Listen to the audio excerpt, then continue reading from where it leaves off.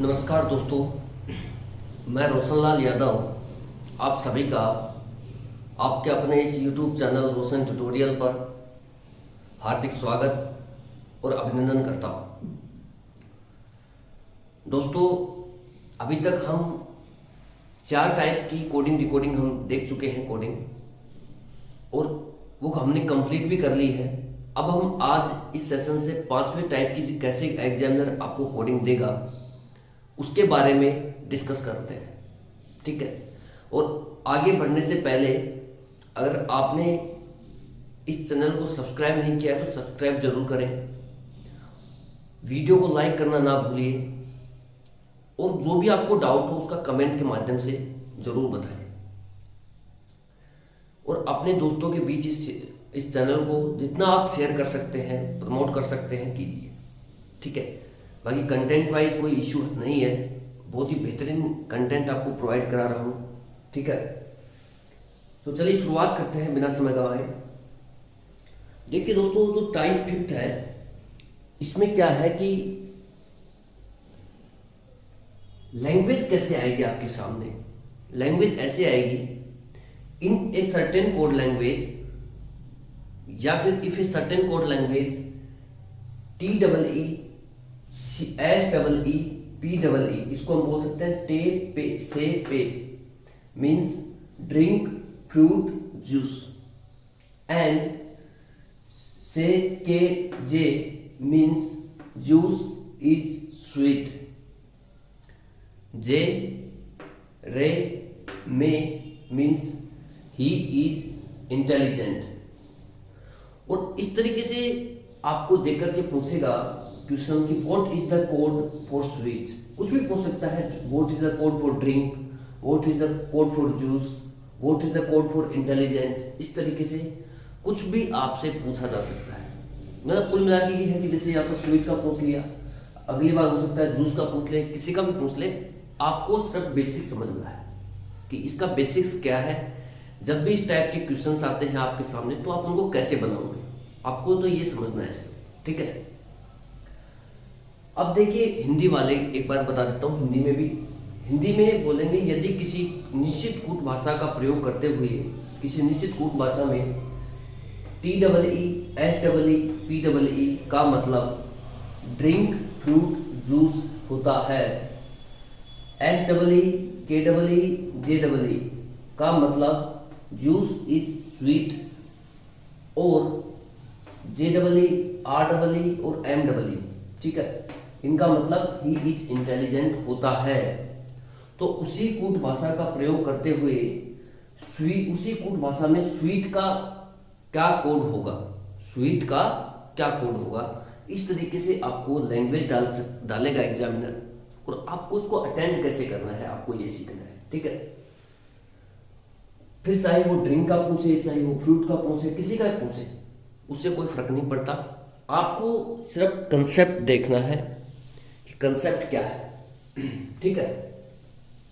तो दोस्तों, जब भी आपके पास जो भी वर्ड आ रहा है, इस क्वेश्चन को जल्दी करने का यही तरीका है कि जो भी आपको वर्ड मिल रहा है, जैसे यहां पर आपको मिला क्या, स्वीट, क्या मिला, स्वीट, ठीक है, यहां पर मिलता है आपको स्वीट।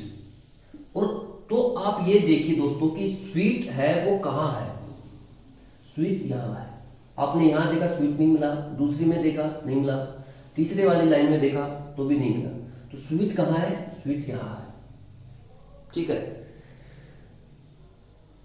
स्वीट यहाँ है तो आप सबसे पहले स्टेप तो यही है कि आप जो वर्ड आपसे पूछा गया है उसको देखें कि वो वर्ड कहाँ है।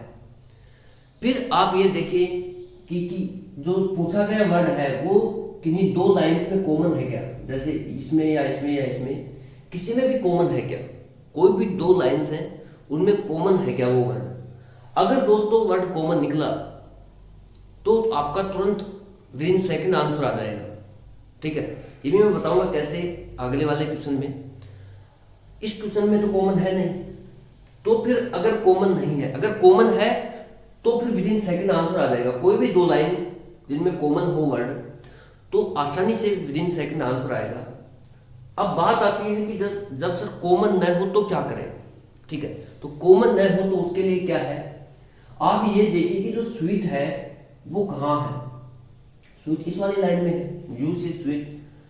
तो आप स्वीट को छोड़ करके बाकी उसके साथ जो भी वर्ड है उनकी कोडिंग निकालिए। ठीक है, मैं फिर रिपीट कर रहा हूं कि जब कॉमन वर्ड ना हो तो उस वर्ड को छोड़ करके उसके साथ जितने भी वर्ड अवेलेबल हैं, जैसे यहां पर जूस है, इज है, इनकी कोडिंग निकालिए। अगर आप इनकी कोडिंग निकाल दोगे तो इधर कितने वर्ड है, 3, इधर कितने हैं, 3, आप इन 2 की कोडिंग निकाल दोगे तो जो बच जाएगा वो स्वीट का ही तो बचेगा। तो ये इस तरीके से 2 तरीके हैं, या तो कॉमन मिल जाए तो बहुत आसान है, अगर कॉमन नहीं मिलता है तो फिर आपको जो उसके 7 वर्ड अवेलेबल है उनकी कोडिंग निकालनी है। जैसे मैं यहाँ पर जूस की निकालूंगा, तो जूस के निकालने के लिए मुझे ये देखना है कि जूस कहाँ है। जूस देखिए यहाँ है, ठीक है, इन दोनों में कॉमन है। अब जब एक वर्ड इन दोनों और कोई, अब ये नजर मारिए कि इसके अलावा कोई और वर्ड तो कहीं कॉमन नहीं है इनमें। तो हमने देखा कि यहाँ कोई भी वर्ड, जैसे यहाँ ड्रिंक है, फ्रूट है, इज है, स्वीट है, तो कहीं भी जूस के अलावा इन दोनों लाइनों में कोई भी वर्ड कॉमन नहीं है। तो ये कंफर्म है दोस्तों कि इन दोनों के लिए जो भी कोडिंग सेट की गई है, जो भी इस वाली लाइन के लिए और इस वाली लाइन के लिए कोडिंग सेट की गई है, उससे साफ साफ ये लग रहा है क्या कि इसमें एक ही वर्ड कॉमन है, जूस, और तो इधर भी एक ही वर्ड कॉमन होगा, इन तीनों में भी एक ही वर्ड कॉमन होगा, और वो वर्ड किसके लिए कोडिंग किया जाएगा, जूस के लिए, क्योंकि इधर क्या है, जूस कॉमन है।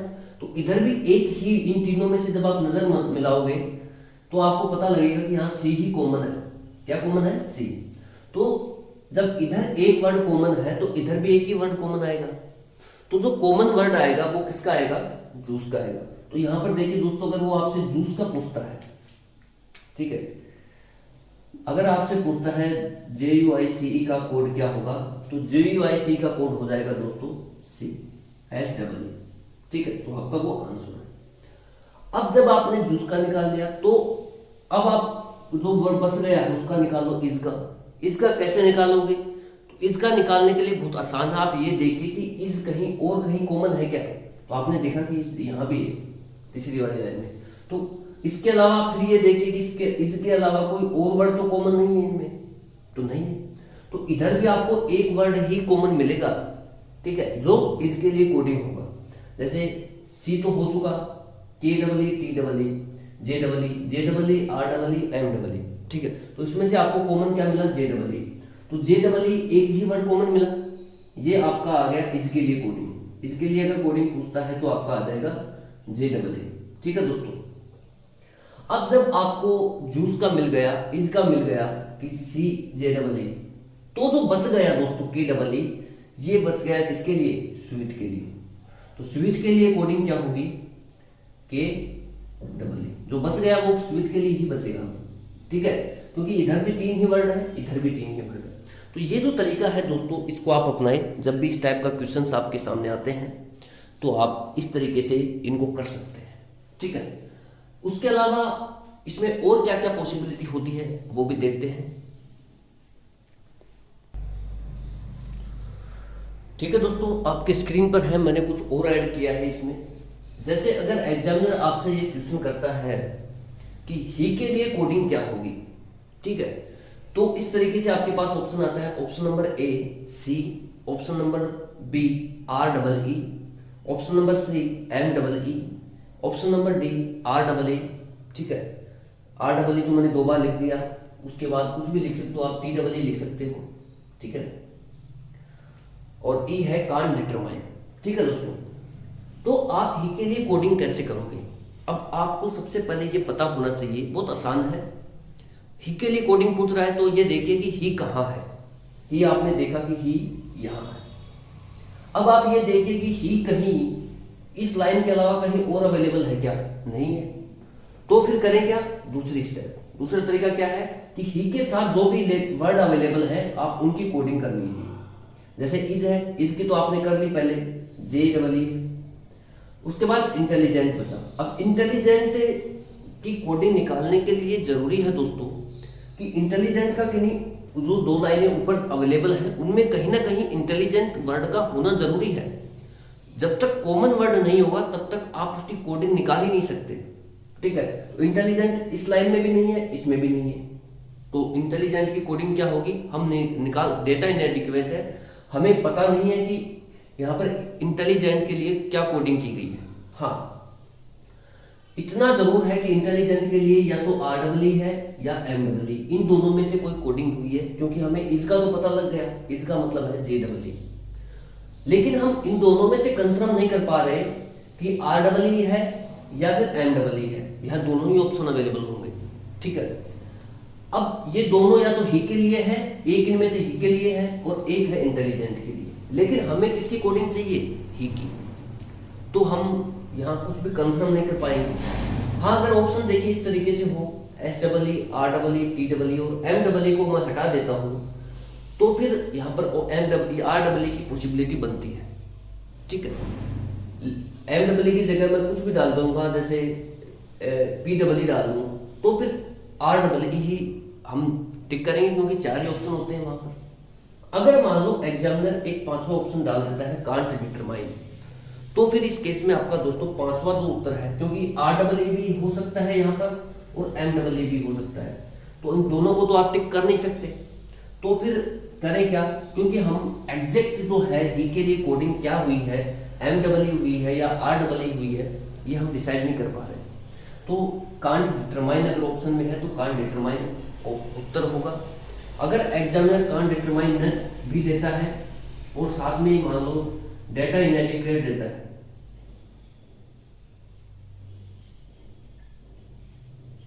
यानी कि डेटा अपर्याप्त है, ठीक है, इस तरीके से अगर आपको देता है डेटा अपर्याप्त है, ठीक है दोस्तों, अगर ये डेटा इनएडिक्वेट का ऑप्शन भी आपके पास है, अवेलेबल है, इनएडिक्वेट, स्पेलिंग का इनएडिक्वेट, INEDIQUENT, डेटा अपर्याप्त है, इनएडिक्वेट। ठीक है, अगर आपके पास ये ऑप्शन अवेलेबल है तो फिर इसमें क्या डिफरेंस होता है, मैंने आपको पिछले जब वेन डायग्राम पढ़ाया था तब मैंने बताया था अच्छे से कि डेटा इनएडिक्वेट का मतलब होता है कि डेटा अपर्याप्त है। हम ज्ञात तो कर सकते हैं, अगर हमारे पास डेटा अवेलेबल हो तो हम ज्ञात कर सकते हैं, ये होता है डेटा इनएडिक्वेट। और ये होता है कांट डिटरमाइन, यानी का मतलब होता है कि हम इसको फाइंड आउट करने में सक्षम नहीं है, जबकि ऐसा नहीं है, हम फाइंड आउट कर सकते हैं अगर हमारे पास डेटा अवेलेबल हो। तो अगर हमारे पास इंटेलिजेंट के लिए भी अवेलेबल कोई वर्ड है, तो हम इंटेलिजेंट के लिए कोई डेटा अवेलेबल है यहाँ पर, तो हम ही की कोडिंग आराम से निकाल सकते हैं। ठीक है, तो ये डिफरेंस होता है। अगर दोनों ऑप्शन है तो फिर उस केस में ये उत्तर सही होगा। डेटा इनएडिक्वेट का मतलब होता है कि हम ज्ञात तो कर सकते हैं अगर हमारे पास इससे रिलेटेड डेटा अवेलेबल हो तो, और कांट डिटरमाइन का मतलब है कि हम ज्ञात ही नहीं कर सकते, हम असक्षम है ज्ञात करने में, जबकि ऐसा नहीं है, हम सक्षम हैं। ठीक है, तो उस केस में ये उत्तर होगा। अगर मान लो इस तरीके से ऑप्शन इस तरीके से सेट है, और या फिर एक ऑप्शन जैसे मैं इसमें और ऐड कर देता हूं जी करके, इधर बी और सी, इधर बी और सी, या तो बी है या सी है, या तो बी है या सी है, तो फिर उस केस में दोस्तों ये सब ऑप्शन होने के बावजूद भी क्या उत्तर होगा, ये होगा। क्योंकि हमें पता है, इतना तो पता ही है कि या तो आर डब्ल्यू है या एम डब्ल्यू है के लिए, तो उसके लिए बेस्ट अल्टरनेटिव जो होगा वो होगा इधर बी और सी। तो ये सब कुछ डिपेंड करता है दोस्तों ऑप्शंस पर, कि ऑप्शंस एग्जामिनर ने कैसे सेट किए आपके लिए। ठीक है, अगर यहां तक ही है, ठीक है, तो फिर 4 तो देगा नहीं, वो तो आर डब्ल्यू और एम डब्ल्यू दोनों साथ नहीं दे सकता। अगर 5 तक है, ठीक है, या फिर इनमें से कोई एक हटा दो, इसकी जगह कांट डिटरमाइन है तो कांट डिटरमाइन, कांट डिटरमाइन के साथ डेटा इनएडिक्वेट है, डेटा इनएडिक्वेट। अगर इसके साथ मान लो इधर बी और सी है, इधर बी और सी, इधर आर डब्ल्यू और एम डब्ल्यू, तो फिर ये बेस्ट अल्टरनेटिव होगा। ठीक है, तो चलिए एक क्वेश्चन और लेता हूं आपके लिए, तो ठीक है,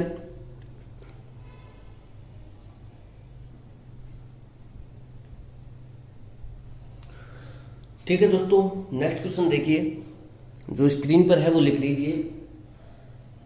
if in a certain code language, ये जो है PIC pic vic nic means winter is cold, to nic re means summer is hot. इस तरीके की वर्ड मिलेंगे दोस्तों, वहां पर अजीब गरीब होते हैं।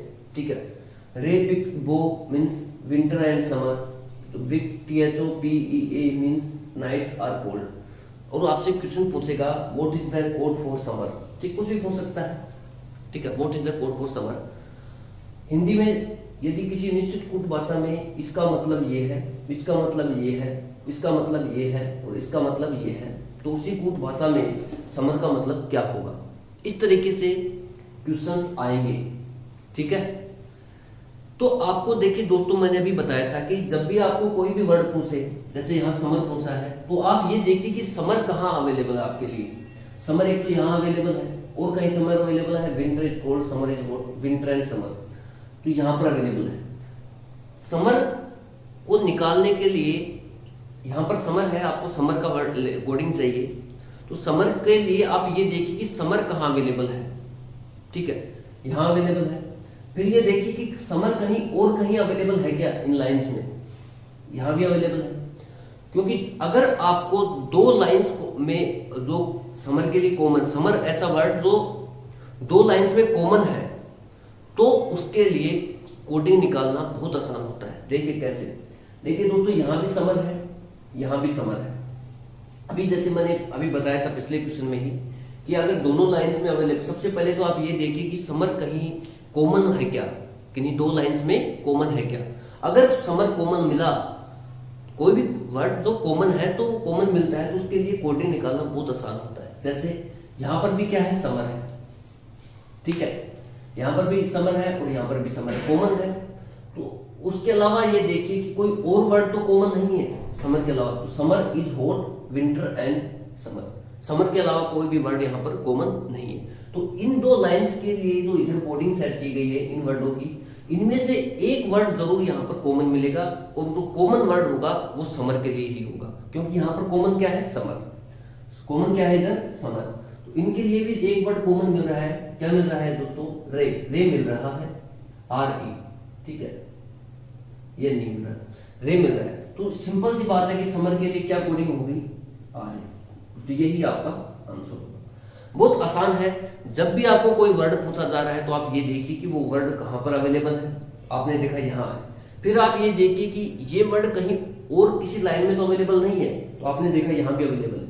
अगर दोनों लाइंस में अवेलेबल है तो फिर इधर जो कोडिंग इनके लिए सेट की गई है, इनके लिए डेफिनेटली एक वर्ड जरूर आपको कॉमन मिलेगा, और जो कॉमन वर्ड होगा वही इधर समर के लिए कोडिंग होगा। ठीक है, कई बार क्या होता है दोस्तों, इस क्वेश्चन के साथ में एक क्वेश्चन और ऐड कर देता है एग्जामिनर, और वो आपसे पूछ लेता है सुपरफ्लुअस स्टेटमेंट।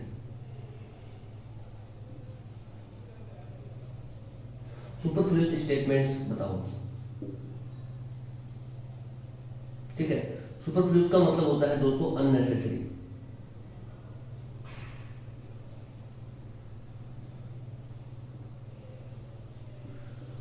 मतलब अनावश्यक। सुपरफ्लुअस स्टेटमेंट पूछ लेता है आपसे। सुपरफ्लुअस का मतलब होता है अननेसेसरी स्टेटमेंट, अनावश्यक कथन कौन से हैं। ठीक है, तो अनावश्यक लाइंस कौन सी हैं भाई, अनावश्यक लाइन ऐसी लाइंस होती हैं जिनका हमने इस क्वेश्चन को निकालने के लिए यूज ही नहीं किया है।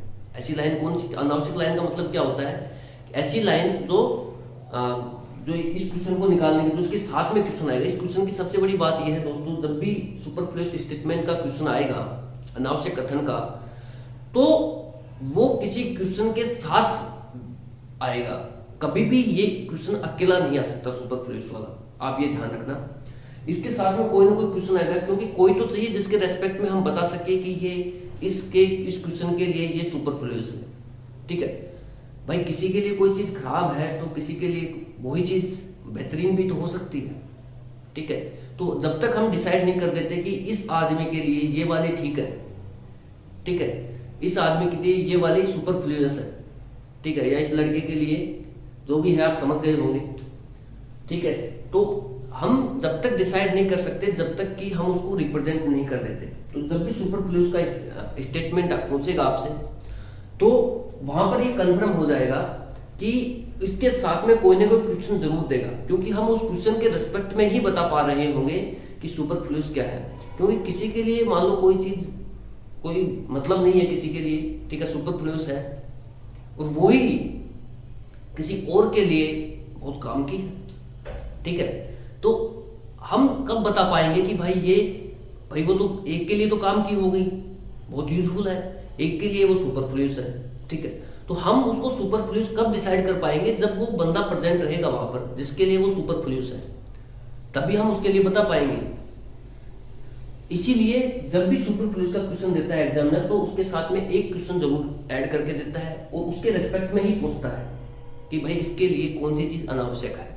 तो आपके लिए समर की कोडिंग निकालने के लिए आपने किन किन स्टेटमेंट का यूज किया, वो तो आपके लिए है यूजफुल। और जो स्टेटमेंट यूज नहीं हुए, जैसे पहला और चौथा, तो लाइन नंबर जो फर्स्ट है, लाइन ऐसे ऑप्शन आएंगे लाइन 1 एंड 4, लाइन 2 एंड 3, इस तरीके से लाइन 1 एंड 3। तो जो स्टेटमेंट ये लाइन 1 एंड 4 वाला ऑप्शन होगा, ये जो लाइन 1 एंड 4, ये सुपरफ्लूस स्टेटमेंट्स होंगे किसके, इसके रेस्पेक्ट में। तो इस तरीके से भी आपके लिए क्वेश्चंस आते हैं दोस्तों। और देखते हैं क्वेश्चन।